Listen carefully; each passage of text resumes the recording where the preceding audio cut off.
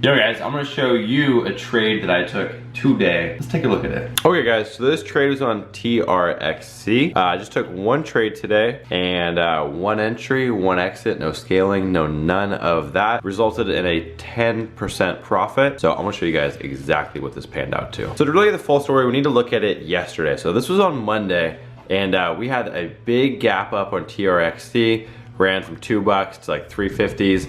And then as you see here, we kind of just faded in the open and we went green, then we went red to green and grinded back up throughout the rest of the session. So this was not tradable on Monday, didn't fit any of my setups.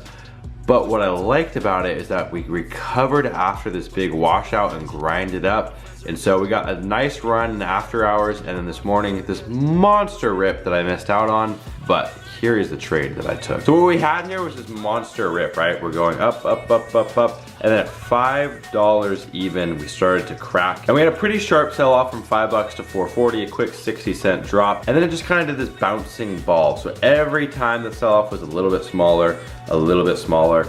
And then we came down to this whole dollar mark at $4, and this is when I got interested. So at $4, we came down, we tested, and we put in this big green candle. I don't know if you guys can see that right there, this massive green candle, and that really caught my attention. So what I ended up doing is placing a trade at 3.98. It came against me a little bit. I had my wrist down at 382. We had some supply down here, and this was a pretty good range. Also, when you factor in, if we broke $4 and weren't able to actually crack above it, this trade was pretty much donezo. There was no way it was gonna go higher. So totally okay risking those 20 cents down there.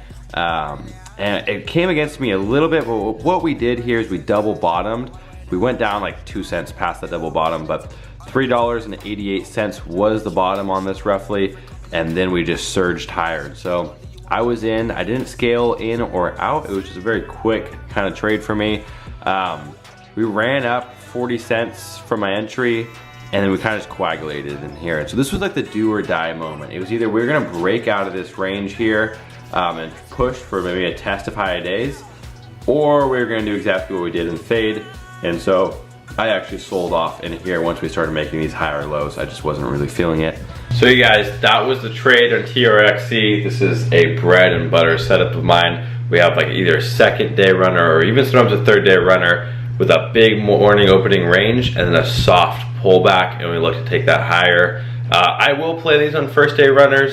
You just have to be a little bit careful because it really hasn't solidified if it's gonna be a big trade or not. So TRXC solidified itself on that first day when it went red to green. We knew this is gonna have some kind of momentum the following day. And so I'm looking for that second day runner. And again, on the third day runners, you really have to be careful because on average, the third day is the day that cracks on a big runner like this, a big parabolic chart. Usually that third day is all she wrote. So you have to be really careful and really monitoring what kind of sell-off you're getting. That's crucial. Like we got today was like that bouncing ball setup where every time it's getting a little bit lower, that's what we like to see. But if you get that straight like sell-off where it's like falling off a cliff, like a rock just plummeting, I would be very careful and I would probably not play that. So yeah, these are the factors that got me into the trade. We had the nice red to green yesterday. We had that nice pre-market action. We had that nice run up, then that pull back. And then on top of that, we had the $4 psychological number and a really easy place to risk off at support at 382. So it was kind of a no-brainer trade, quick 10% in the account. Very pleased with that. I want you, I like you. What's up, family? It is hotter than a freaking brick oven in my room currently, but I'm filming this commentary, this chest workout that I did like 4 hours ago, and I'm really stoked to bring it to you guys. So I'm starting off on incline press, and I'm working on my strength section this week, and so as you'll see in these coming clips, we're doing some lower volume, some heavier weight, and warming up with just some explosive reps, really doing a nice hold at the bottom and then an explosive positive. So we hopped over to my first set of 225. We did a reverse pyramid. If you guys know about that, you should look at my other videos if you don't know about reverse pyramiding. So this has been something I've been working on for a while. I had a bit of a shoulder injury, so I had to take off some time from incline pressing, just getting back onto it, and I've lost a significant amount of my strength. So going for a 225 on a top set here, and failure, absolute failure. Got essentially a quarter of a rep, 3 reps with help in total. But you know, just before my shoulder injury, I was hitting this for 5-6 reps, and it was making pretty good progression on it. So if you guys don't know, upper chest is something that we should all be working on, especially myself, because I seem to have a super lagging upper chest. So I've been doing a lot of pressing movements, namely barbell. I just really enjoy the squeeze that I get for it. And I have very little strength on my barbell movement, so it's something that I really want to up. For whatever reason, I seem just to be stronger on dumbbells in general. So as my buddy Zach, he also struggled on it, and Zach's usually a little bit stronger on most chest movements than I am. So the fact that he struggled on it too, we're just going to call it even and say today didn't count because we both just sucked on it, essentially.